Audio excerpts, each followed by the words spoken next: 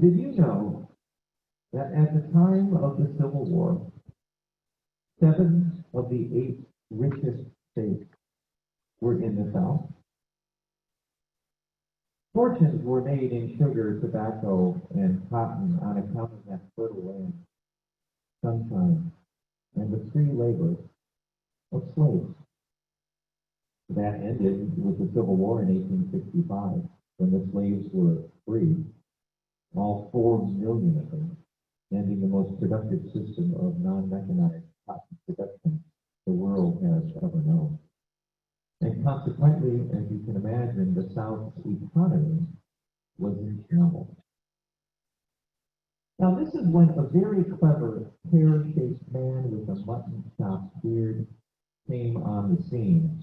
Samuel Lawrence James was a civil engineer, and he had built the first streetcar line in New Orleans. He was a Confederate veteran who led a famous brigade of Irish soldiers during the war. And Samuel Lawrence James was an opportunist who paid close attention to the wording of the newly adopted 13th Amendment of the Constitution, which set the slaves free. James noticed that the Constitution now abolished slavery for everyone except, quote, as punishment for a crime. Convict leasing was not a new idea, but it was about to get very popular. Samuel Lawrence James thought, what does the South need from doing this now, when half of Louisiana's population was newly liberated, and many of them were jobless? Surely crime and the prison's population would soar. Could James get those convicts to work for him? Could he build a plantation empire to put the pre-war slaveholders to shame?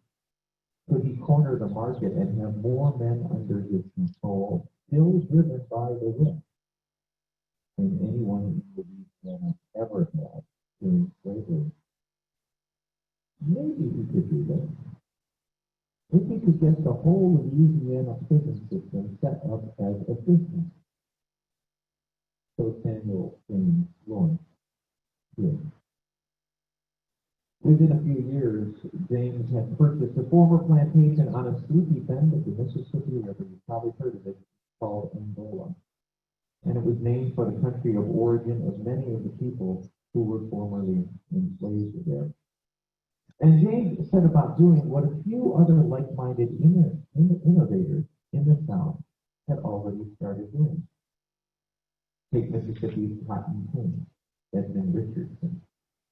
He had convinced the state to lease him its convicts. It was a good deal for the state because they no longer had to feed, clothe, and house inmates. What's more, Richardson paid for the use of these convicts. So what used to be an expense to the state was now a revenue stream.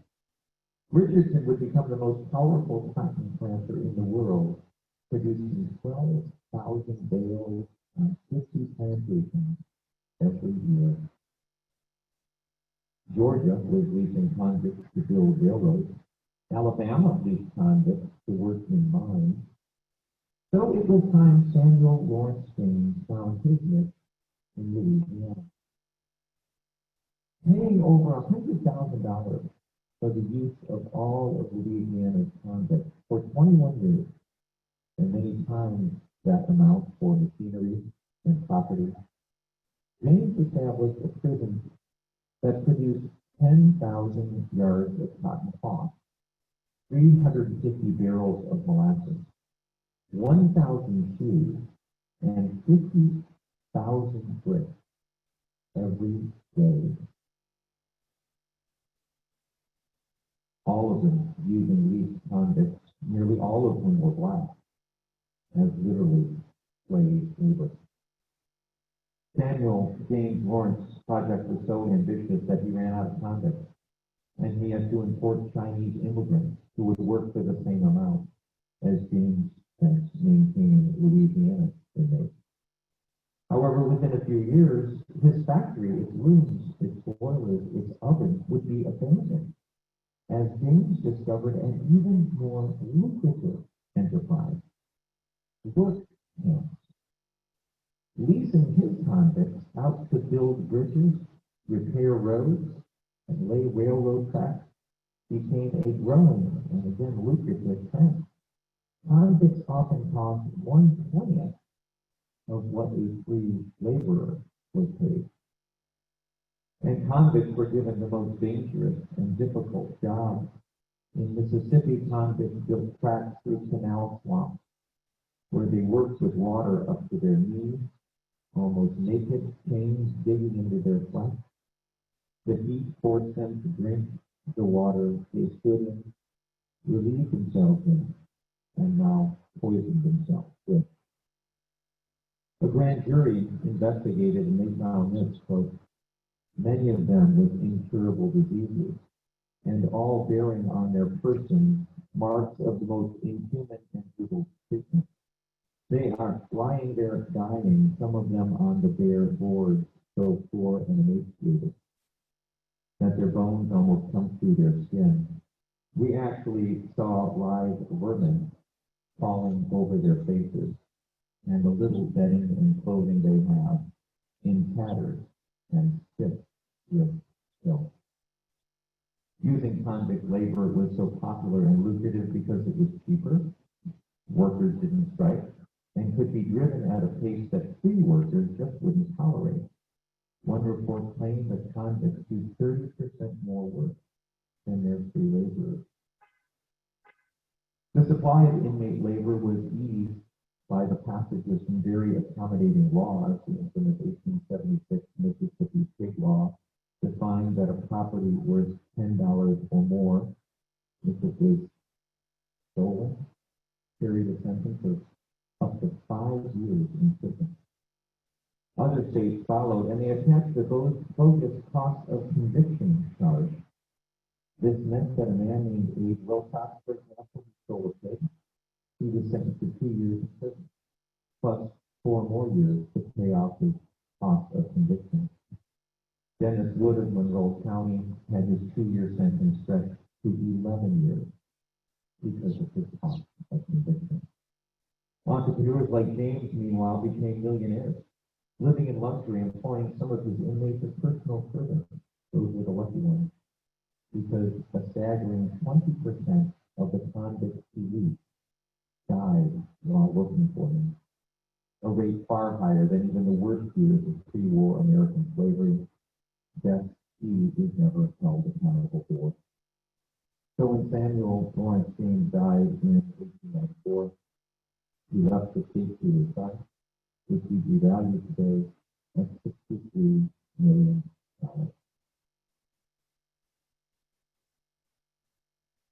And so, my brothers and sisters, not that something this inhumane, this egregious happened to so many people for so long. We wonder how God is found here. What purposes are being served? Why suffering takes so long to alleviate? We get some insight from the gospel. The kingdom of heaven may be compared to someone who sows good seed in his field, says Jesus in Matthew 13. He goes on to describe a crop of wheat that had been sabotaged by an enemy who sowed weeds in the same field. What should be done? Should the bad weeds be allowed to grow up next to the good weeds? Should good and evil coexist?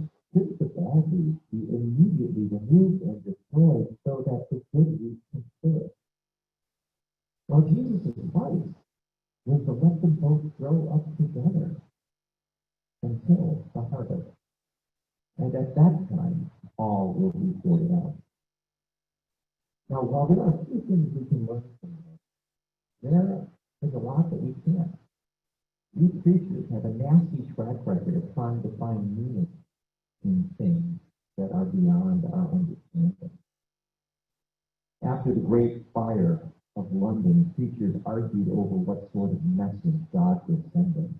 And one particular Puritan preacher said it was obvious that the fire was not a divine punishment on swearing, because it would have started in the market, where the poor gathered and swore all the time.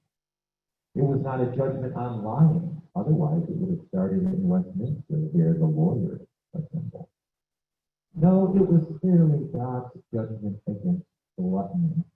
The great fire of one thing was called by the Puritan divine, because it began in Pudding Lane and it ended at Five Corner. But what we can't see from the wheat and the weeds is that good and evil are allowed to grow right next to one another. God allows them to exist and even to thrive. We then are encouraged to thrive where we are as the good weeds, not to get caught up in the evil around us that is also allowed to grow, but to be confident that in God's good time, what needs to happen will. For you and me, that means taking courage and doing the difficult work that's before us. Like the African Americans who suffered as slaves and convicts and continue to do so, we are to do the work of the wheat, growing into who we are, the people of liberation and justice, aware that the work of the weeds continues to thrive all around us, but not to be discouraged, because evil will not be there forever. We don't know why such suffering and pain are allowed, such pervasive sway in our world. Nobody does. But what we do know is that we can't stand still and let it happen. Friends, this parable is ultimately about awareness and encouragement. Awareness in that God is working to make you and me more aware of who we are and where we are. The revelations regarding racial justice and the increasing issues of what equity and justice look like are things we are praying will become more of who we are and what our society will look like. And encouragement for you and me to keep on keeping on. We know how difficult it is, my friends, just to get through the day these days. And the Master is working to bring our world into a more loving, kind, and just place. It does not happen overnight, but it does and will happen. Our time is one of unique change and opportunity. We are growing in awareness of the wrongs to be made right and the right not to be done wrong. Let us go forth, my brothers and sisters, as a people on a journey. May it be one of awareness. May it be one of growth. May it be one of healing. And may we be encouraged by Jesus' promise to carry us through to the end. Amen.